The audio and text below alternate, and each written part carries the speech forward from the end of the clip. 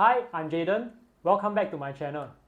And today I'm actually bringing you a breaking news on the ABSD, Additional Buyer Stamp Duty, that was announced last night at 11 plus by Ministry of National Development MND. And it will be actually implemented today. Yes, this bomb was dropped so last minute so that the developer cannot choose stun or pattern or rather send the consumer in a frenzy mood in the market, just like back in 2018. And if you're in the market, then you will probably know what I mean.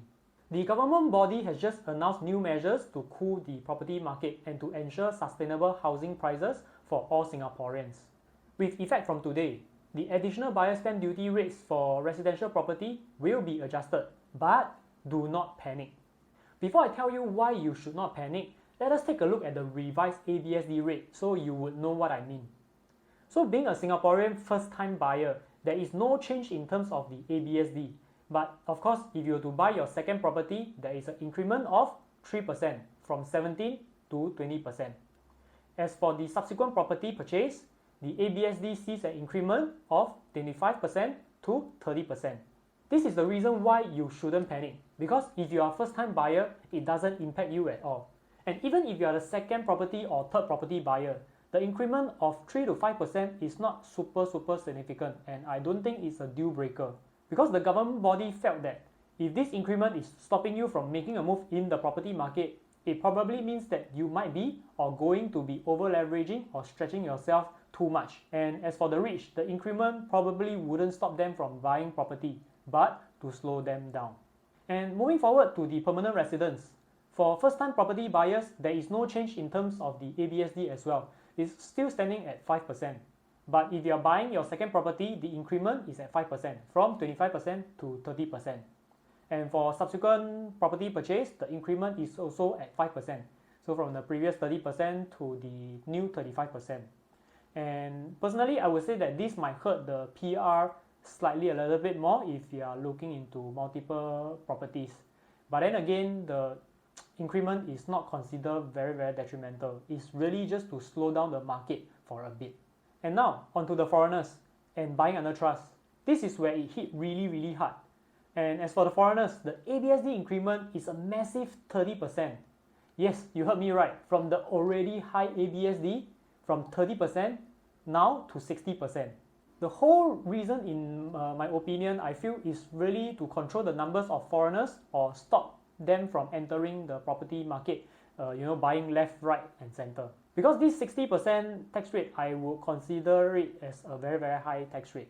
But I feel this is also a good move because this will make developers think twice about their pricing strategy, whereby their demand will slow down so that the property price will not rise so fast. But then again, our property market is quite self-sustainable with just our local and PR buyers and foreigners only made up to a small percentage of buyers anyway. The sole purpose is actually quite congruent with Singapore population plans, in my opinion. Not sure if you guys know, Singapore is an aging population and our growth is very dependent on our nation's GDP. And the only way Singapore can grow to increase the GDP to make the country more prosperous is increasing the population. But this is something that we cannot control. So the quickest way, is to actually bring high net worth foreigners to contribute to the GDP. And these ultra high net worth foreigners will also need a housing demand as well. And it's not just any high net worth individual, because the objective is to probably wanting to retain these people in Singapore. Therefore, with this huge disparity in ABSD, it's more encouraging for foreigners to convert to PR or eventually Singaporean to buy a house to stay in Singapore. Imagine you buying as a foreigner, paying 60% ABSD compared to a newly converted PR where you only need to pay 5% or 30% if you are buying two properties. It's still not as crazy as 60%, right? So for now, I think there will be a cool down period for foreigners entering the property market. As for buying under trust, previously it was at 35%, which is something you can be reimbursed. But it has increased to 65%.